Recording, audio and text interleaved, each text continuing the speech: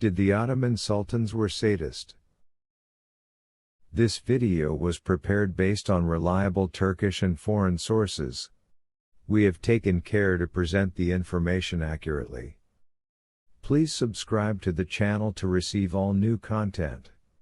With sincere thanks and appreciation. Did the sultans of the Ottoman dynasty take pleasure in torture and killing to the point of sadism? And did their dysfunctional upbringing in the halls of the palaces in Istanbul play a role in the turmoil that surrounded their legacies? These questions will be answered by examining the histories of two Ottoman sultans, each described as completely insane and utterly sadistic, namely Sultan Murad IV and Sultan Ibrahim the Mad. Before delving into the lives of Ibrahim and Murad, who, by the way, were brothers, we should take a look at a phenomenon that emerged in the Topkapi Palace in Istanbul during the 17th century, known as the princes' cages. These cages were isolation wings in the Ottoman harem where young princes of the Ottoman dynasty were confined during their youth. This was done to prevent them from interacting with the outside world and thus avoid the complications of rebellion against their reigning sultan brother. Safiye, the sultana who was one of the concubines that ruled the Ottoman state during the period known as the Sultanate of Women, is the figure who invented the idea of cages as an alternative to the new sultan executing all his male siblings. This idea was based on an old custom that Safiye herself had practiced, where she set a record by killing 18 Ottoman princes in one night during the inauguration of her son, Sultan Mehmed III. Living for a long period surrounded by silent walls, where speaking or interacting with others is forbidden, inevitably has a severe impact on mental health. This situation deprives one of the basics needed for building a healthy personality, such as interaction with the surrounding world.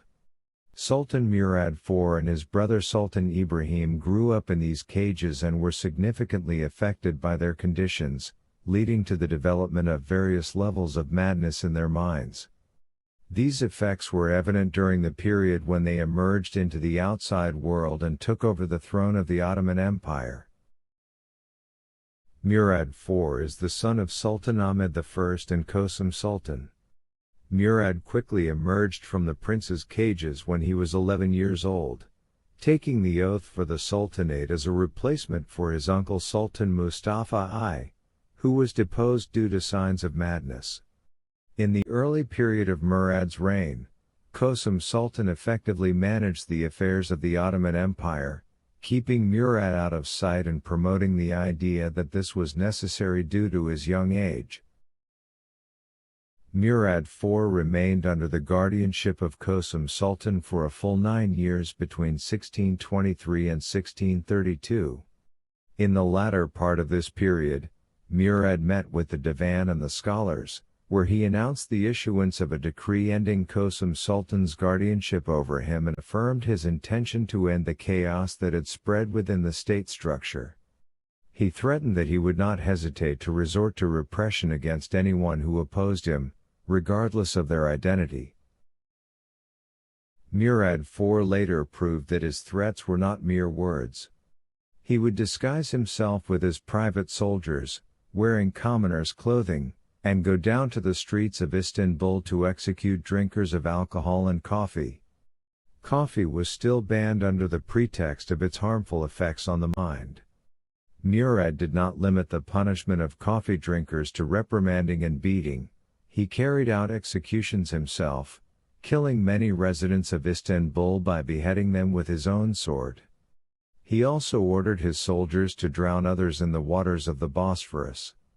Murad committed these acts for his own amusement, not to enforce Sharia law as he claimed.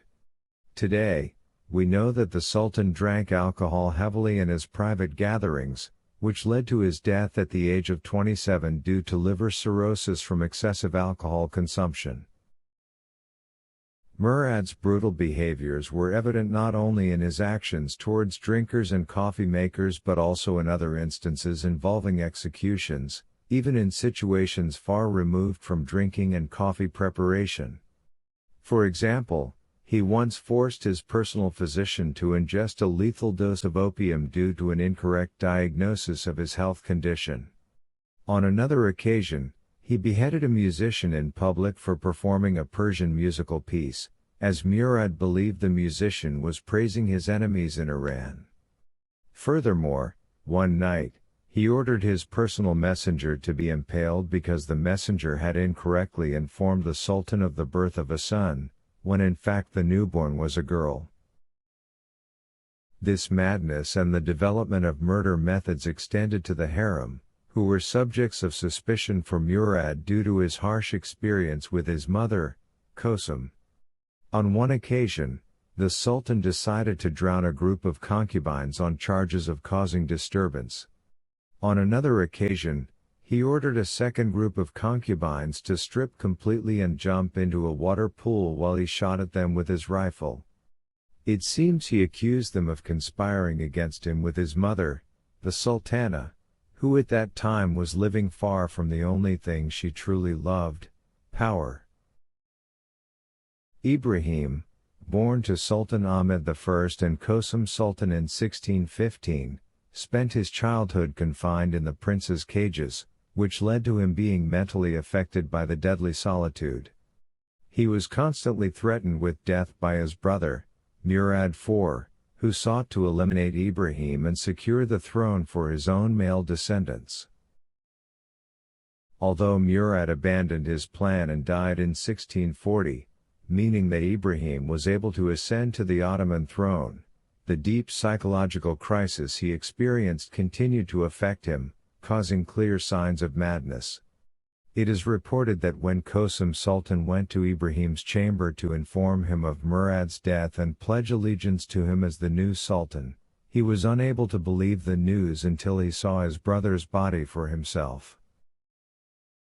When he later appeared to take the oath from the soldiers and state officials, his state of confusion and mental disarray was clearly evident.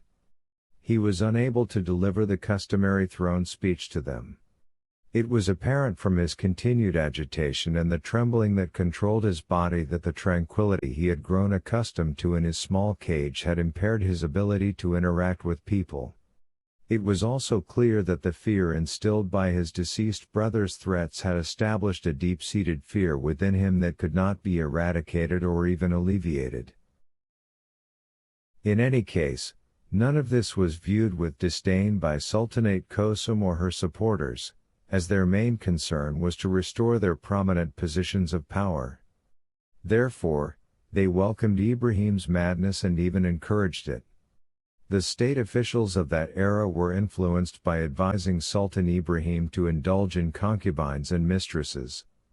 Ibrahim agreed without hesitation, to the point where leisure, games, and madness occupied him completely in endless private sessions, especially due to Sheikh Arbra, who led the Sultan to immerse himself in a world of pleasure and amusement. Then came Kasaki, who was even more dangerous than the first. The influence of Kasaki on Ibrahim grew significantly until her orders were obeyed without question. When he married her, he granted her a dowry from the Egyptian treasury that lasted an entire year and furnished his entire palace and ship with sable fur, based on her love for its appearance and colors. Nevertheless, Ibrahim was not spared from behaving in a brutal and sadistic manner. Due to the madness and paranoia that overwhelmed him, the Sultan believed that some of the concubines in his harem were spies working for his mother, Kosum. Consequently, whenever he suspected one of the concubines, he would immediately order her to be thrown into the waters of the Bosphorus to be swallowed by the waves. Ibrahim killed approximately 280 concubines in this brutal manner, without mercy, laughing maniacally as it happened. This madness continued until 1648, when the Janissary revolt broke out against Sultan Ibrahim, accusing him of madness and squandering state funds. They relied on the Sheikh al-Islam, Abdul Rahman Afanda, to issue a fatwa permitting the deposition of Ibrahim, which was done in August 1648. The Sultan was imprisoned again in one of the rooms, while his 7-year-old son, Mehmed IV, was enthroned, and Sultanate Kosum was once again granted the regency. The rebels then issued a new fatwa permitting the execution of Sultan Ibrahim, and he was executed by strangulation just 11 days after his deposition, at the age of 33,